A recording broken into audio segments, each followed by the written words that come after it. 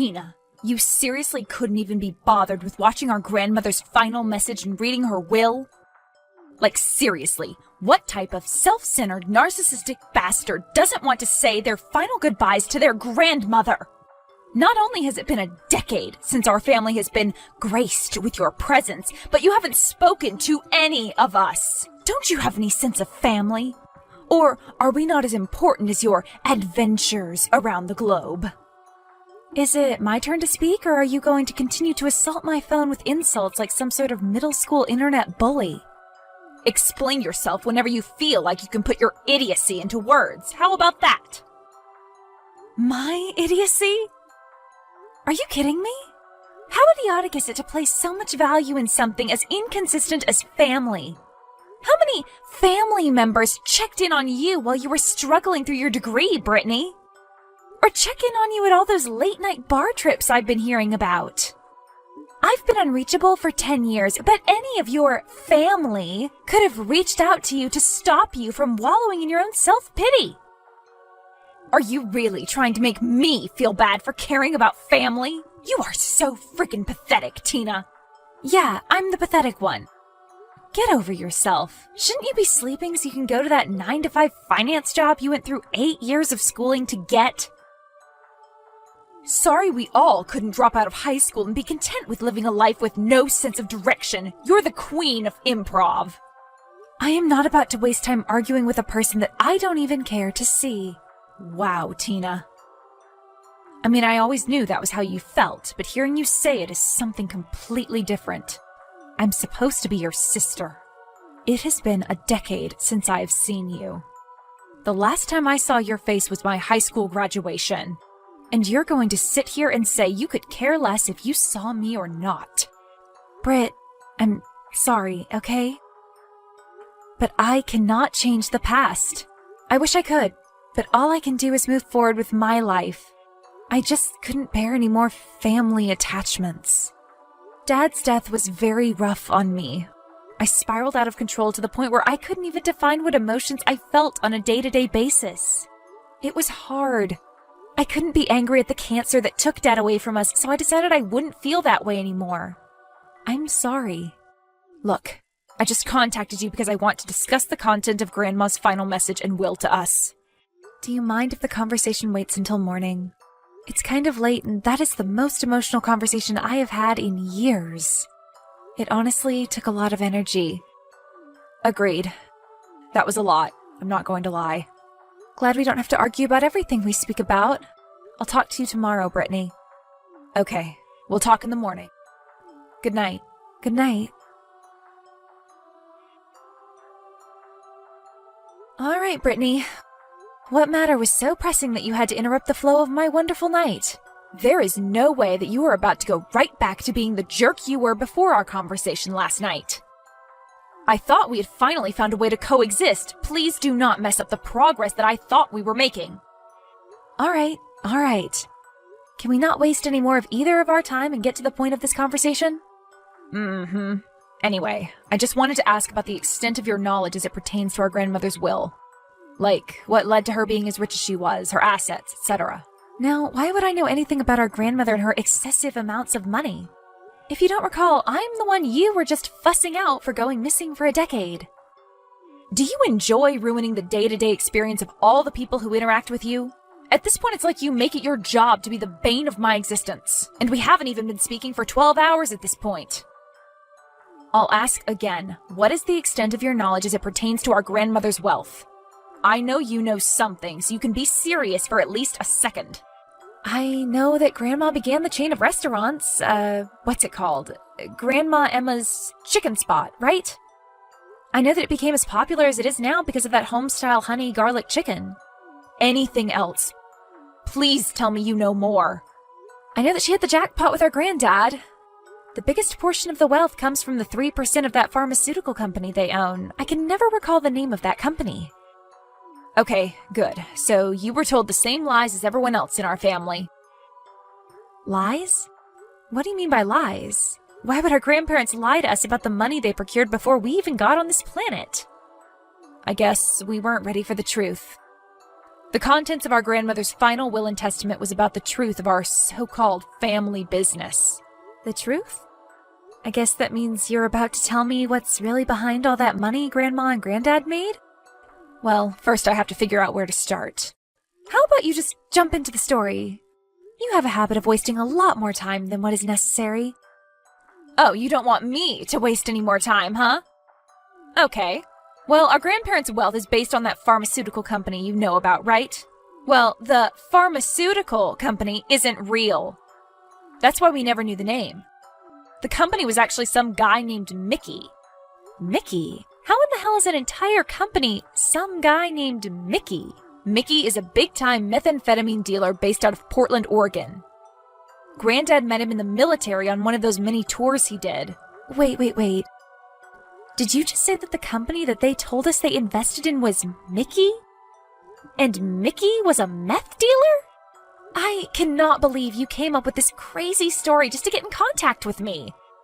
You must think I'm dumb if you think I would believe something as crazy as that. Like, what do you take me for? I was not born yesterday. Jesus, Tina, I know you don't understand, but please try to listen and not interrupt. This is going to take a lot longer if I have to combat your denial and try to explain the real-life sequel to Breaking Bad. Okay, I'm listening. As I said, Granddad met Mickey in the military. They had become really close friends after their time in Vietnam, and they turned into best friends by the time they got back to the States. When they got home from Nam, Granddad told Mickey about the farm he owned. He told Mickey about the farmland he owned, and how he could do virtually anything he wanted to with it. I guess this piqued Mickey's interest as he made Granddad an offer that he could not refuse. Granddad didn't know a thing about where the money came from or the operations that Mickey planned on running from his land. Well, how much money did he offer? It had to be something crazy. Granddad got paid government money as part of the forces. He gave our Granddad $300,000 cash and promised that he would receive 10% of the proceeds. He also gave our grandmother her own 7% just to entice her to stay to collect her own money. Needless to say, the money had them. They didn't know a thing until about 2 years later. They found out as our grandma attempted to tell Mickey that she had prepared dinner for the night and that he could come eat.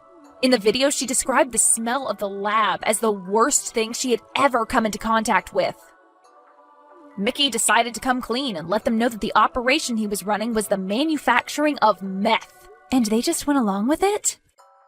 Well, not exactly. They actually were angry that Mickey didn't tell them the entire scope of the operations he paid them to run. Grandma went on to talk about a huge fight that went down between Mickey and Grandpa. It wasn't much of a fight, though. Apparently, Mickey would not fight back because he knew he was in the wrong. So, they didn't like what he was doing, and they put an end to it. Why does it matter if it is all over? Tina, for God's sakes, can you let me finish? I mean, it's not a Q&A. It's a, I talk, you listen. You would have already heard the story if you could be bothered to show up once in a while. Whatever, just get on with it. As I was saying, Mickey wouldn't fight back. Grandma stopped the onslaught and calmed Granddad down. She walked away with Mickey and he began to apologize for not being truthful. She didn't know what to think, so she told him to just go to his living area, meaning the barn, and she would talk to Pops. Of course he was angry since their entire livelihood could have been ruined, but Grandma saw opportunity.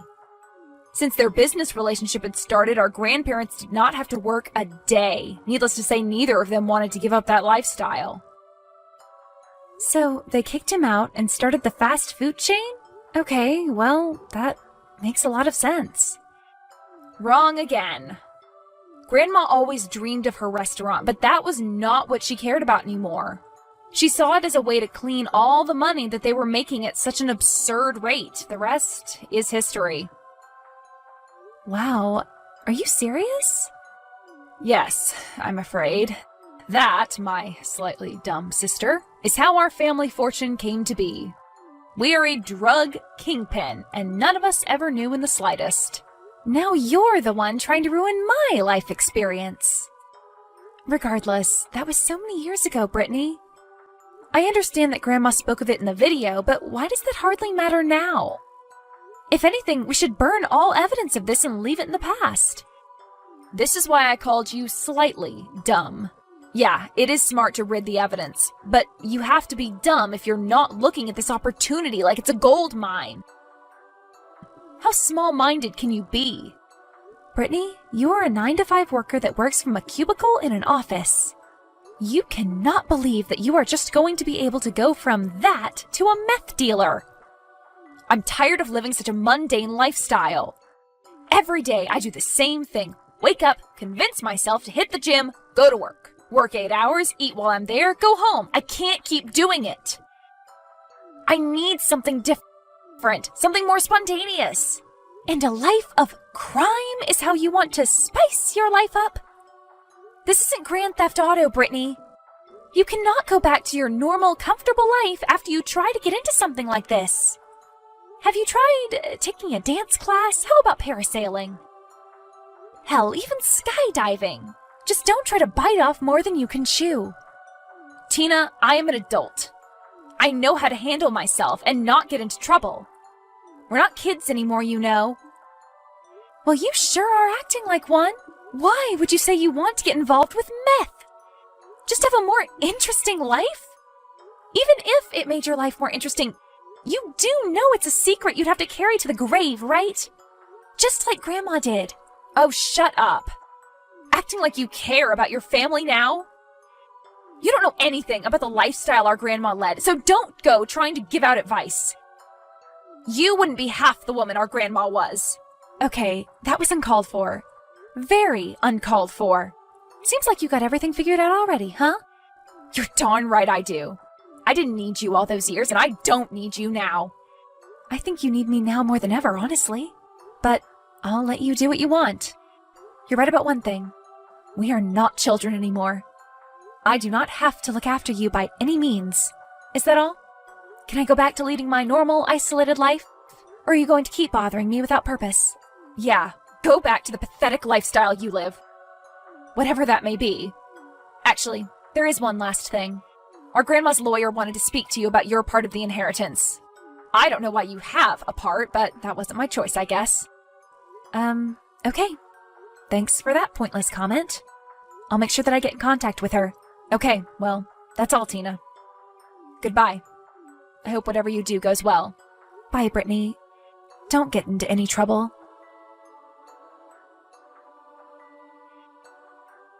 Hello, Angela.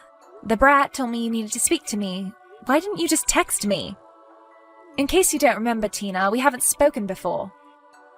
You weren't around when your grandmother introduced me to the family. Hello, Tina. Well, you got me there.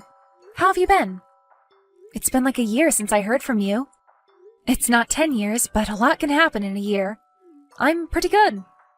Sorry, your grandmother and I kind of saw this time coming from a distance. We tried to prepare the best we could. Thank you for that, by the way. I know that took a lot out of you from a mental standpoint. I wish I had the ability to handle something like that. Trust me, Tina, we were proud of you just for doing your part as you have been. Your grandmother was so grateful that you took over the family business at such a young age. We know your father would have felt the same. Thank you. You have no idea what that means to me. On that note, why does Brittany think she is about to go from The Office to becoming the next Tony Montana? She thinks she is about to do what? That girl never ceases to amaze me. I'm sure you know like I know, but we cannot stop her from doing her heart's content. I thought we all agreed to keep the whole operation under wraps. What happened? Your grandmother began to change her mind the closer the time came. I tried to change her mind, but I didn't have it in me to argue. I get it. It was probably for the best that you didn't fight her over it. Blissful exit. You know? Yeah, but back to Brittany. She probably feels like since you weren't there from her point of view that you didn't mean anything to her. She only cares when it's announced to the world. That's why we are not the same. Well, you're not lying with that one. But let's get to the real point of this conversation. We have to talk about the $6 million inheritance she left behind. Brittany mentioned something about my part. Does she know about the inheritance too? Now why in the heck would I tell her about that? She knows what your grandmother left for everyone else. She assumed that was the entirety of the inheritance, and that no one knows about the operation. Not even me. Well, at least we kept one thing from her. She would have waged a war if she knew about that.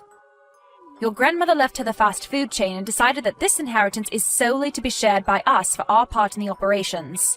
We do have to negotiate the split, though. Is this the part where you tell me that you plan on taking me out? I don't think I can handle war with you after a conversation with Brittany. You watch too many movies, Tina.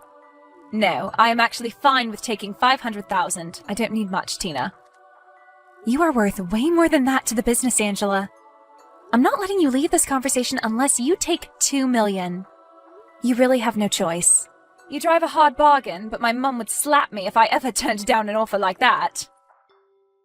I'm glad it was that easy. I know you were just trying to play Mrs. Morale. You caught me. Thank you for that, by the way. I kind of feel bad for letting Brittany think that I just didn't care about our family. They truly mean the world to me. But she would have been the end of our business. She is just way too arrogant and does not care to listen more than she speaks. So, I guess this is what had to happen.